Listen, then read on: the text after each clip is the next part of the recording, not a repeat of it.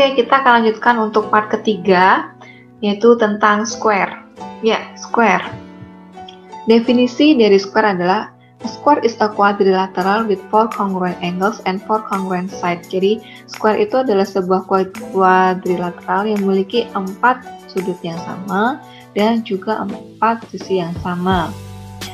Jadi, setiap square itu adalah sebuah jajar genjang as well as a rectangle. Jadi, yang persegi itu mirip ya dengan rectangle sebenarnya, tapi memiliki bagian yang khusus atau memiliki properti yang berbeda pada bagian quadrilateral ini.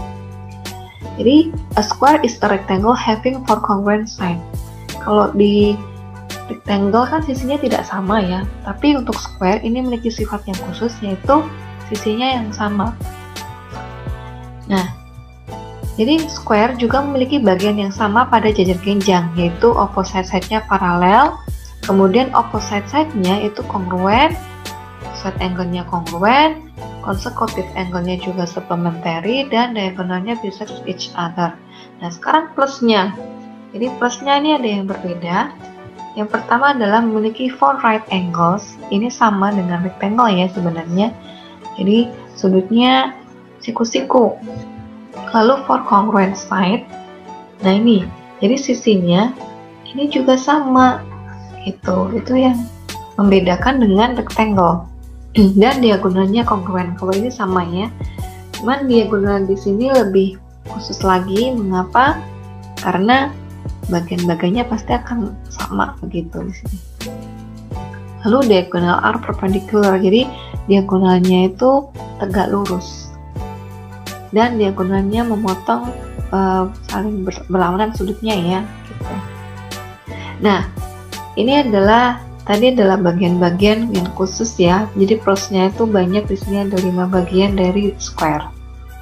Jadi perlu diingat juga bagian-bagian ini. Nah, the lesson of the area of square. Jadi ini adalah rumus yang digunakan untuk mencari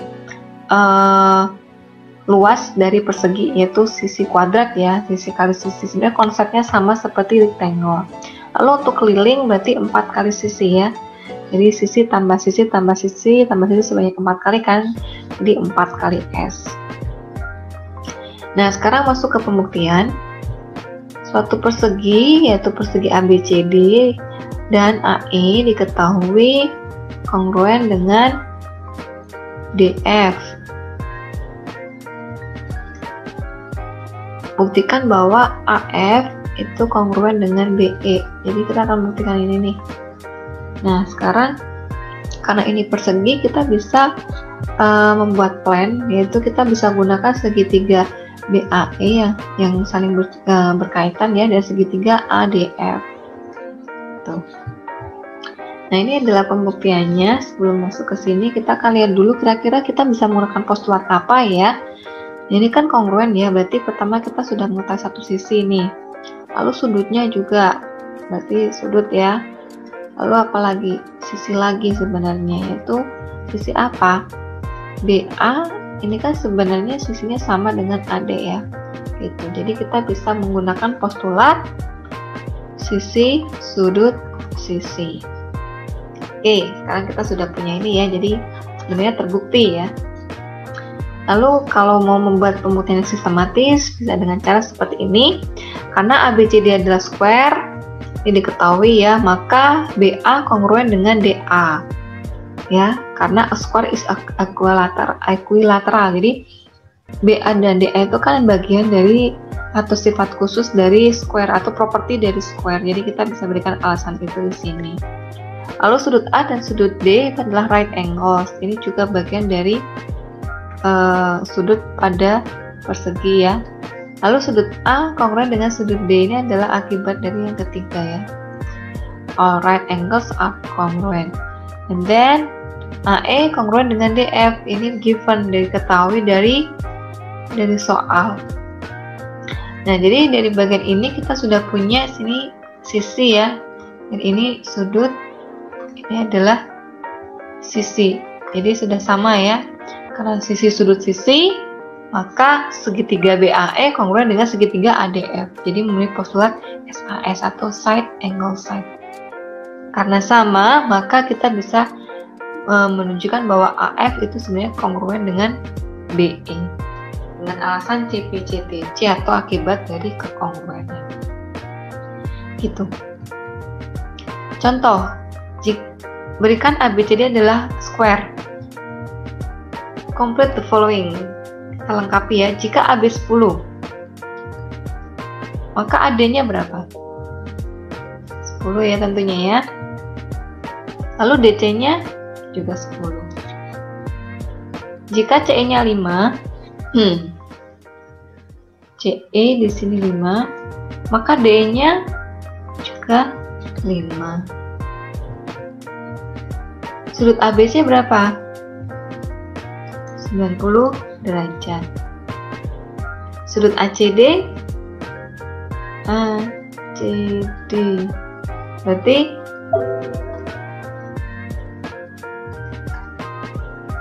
sudut ACD-nya berapa?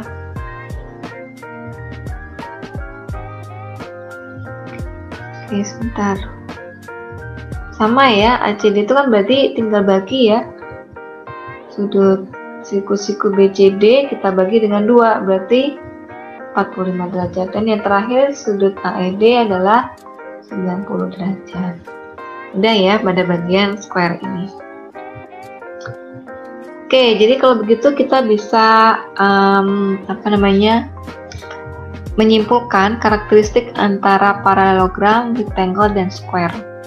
Yang pertama, both pairs of opposite sides are parallel. Artinya, kedua pasang dari sisi yang berlawanan adalah sejajar. Parallelogram masuk ya. Lalu rectangle termasuk juga, lalu square termasuk. Jadi, pada bagian ini dimiliki oleh ketiga bangun datar. Lalu diagonalnya kongruen, parallelogram tidak, rectangle iya, square tentu iya.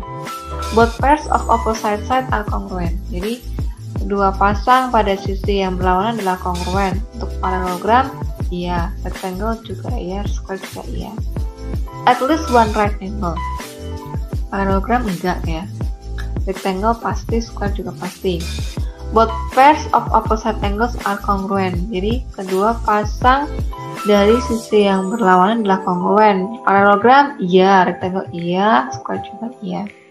Diagonals are perpendicular, parallelogram bukan, jadi cuma square ya. All sides are congruent, parallelogram tidak, rectangle tidak, square iya. Consecutive angles are congruent. Iya, untuk rectangle ya. Square juga. Diagonal bisect each other. Diagonalnya bisect each other tidak. Parallelogram iya, rectangle iya, square juga iya.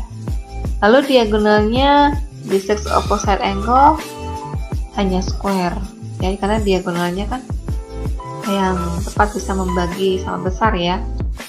Lalu consecutive anglesnya supplementary iya, berlaku untuk ketiganya. Jadi kita bisa simpulkan karakteristik pada tiga bangun datar, yaitu jajar genjang, rectangle, dan square ya. Oke, sekian materi dari saya. Jadi ini adalah akhir dari part ketiga. Terima kasih, Tuhan Yesus memberkati.